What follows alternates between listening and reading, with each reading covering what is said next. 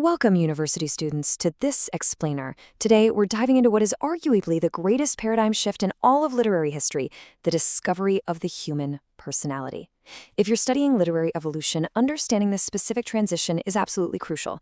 We're looking at that exact incredible moment in history when the Middle Ages ended, the old world became new, and man, who had been blinded for so long, suddenly opened his eyes. We're going to explore exactly how this sudden inward turn completely reshaped the characters on the stage, the structure of poetry, and the very words people use to communicate. Here is our roadmap for today. We'll start with the birth of humanism, check out Marlowe's bold characters, trace Shakespeare's dramatic evolution, pit his style against Ben Jonson's realism, see how Spenser bridged two completely different worlds, and wrap up with the wild style of euphuism. All right, part one, the birth of humanism. The sudden turn inward. So this massive macro shift, it was really sparked by the rediscovery of classical Greek texts right after the fall of Constantinople in 1453, when scholars fled across Europe clutching these invaluable manuscripts. The old medieval authority literally took a death blow. We call this resulting movement humanism, and it was a profound awakening. Man was no longer just blindly looking up to higher powers or rigid tradition-bound medieval authority. Instead, he turned his gaze completely inward. He became deeply obsessed with himself as an object of contemplation, searching for truth from within. The whole emphasis shifted to the proper study of mankind, the unique qualities that distinguish one human being from another. And honestly, nothing illustrates this shift better than Shakespeare's Cassius. He says, "The fault, dear Brutus, is not in our stars, but in ourselves, that we are underlings." Wow, this proves that guidance wasn't predetermined by the heavens anymore, it was squarely dictated by our own individual agency. People were finally seen as responsible for their own actions. The guidance they used to seek from the medieval church or the literal stars, now it was found inside themselves. It's a complete rewiring of human responsibility. Moving right along to part two, Marlowe's bold characters, the end of personification. To really see how this inward awakening transformed the stage, we've got to look at Christopher Marlowe. He's our first micro case study. Think about it. Once the human mind shifted inward, the stories we told about ourselves obviously had to change too. We see this massive, absolutely crucial evolution. We go from those flat, one-dimensional moral personifications in medieval morality plays, where characters were literally just named friendship, sloth, or charity, to Marlowe's deeply flawed, passionate individuals. Marlowe really probed the dark recesses of human passion.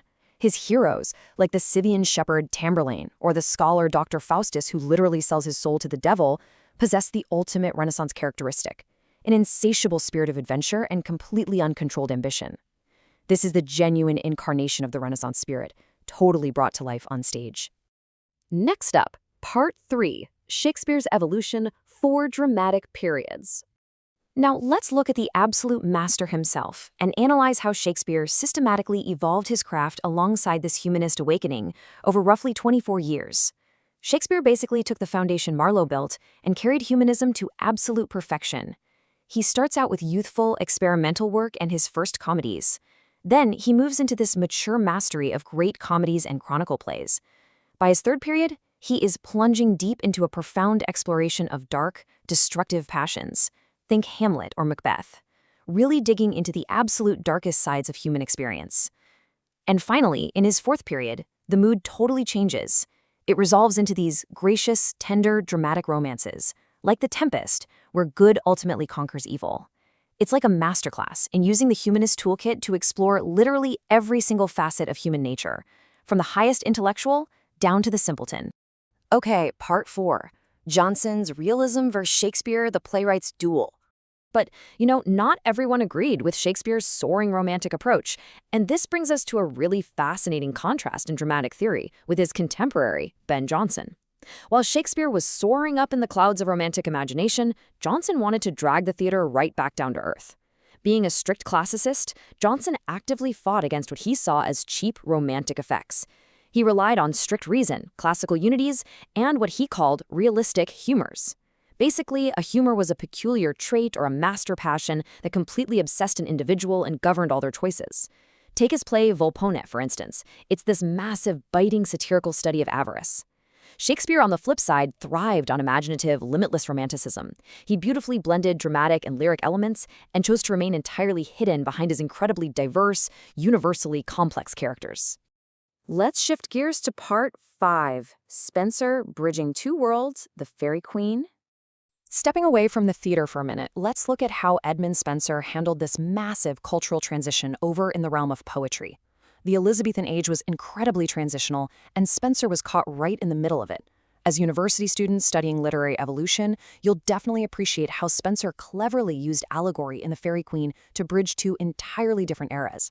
I mean, on the surface, it's a romance full of sylvan nymphs, satyrs, and knights performing chivalric deeds for Queen Gloriana. But underneath all that fairyland aesthetic, he's actually using the fading glory of medieval chivalry and Catholic ritual to actively champion the fresh, reformist, humanist ideals of the Elizabethan age. It's brilliant. Spenser essentially used the medieval past to fashion the virtuous, gentle, and reformist humanist gentleman of the present. And finally, part 6, the style of euphuism, cultivating elegance. To wrap things up, we absolutely must deconstruct the era's wild obsession with formal beauty and elegance, specifically John Lyly's style of euphuism.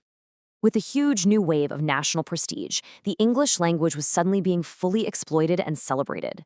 Lyly's ornate prose romance Euphues sparked a massive court trend, and it was built on 3 super strict rules. First, structural balance through constant antithesis and alliteration, like describing a man of more wit than wealth, yet of more wealth than wisdom.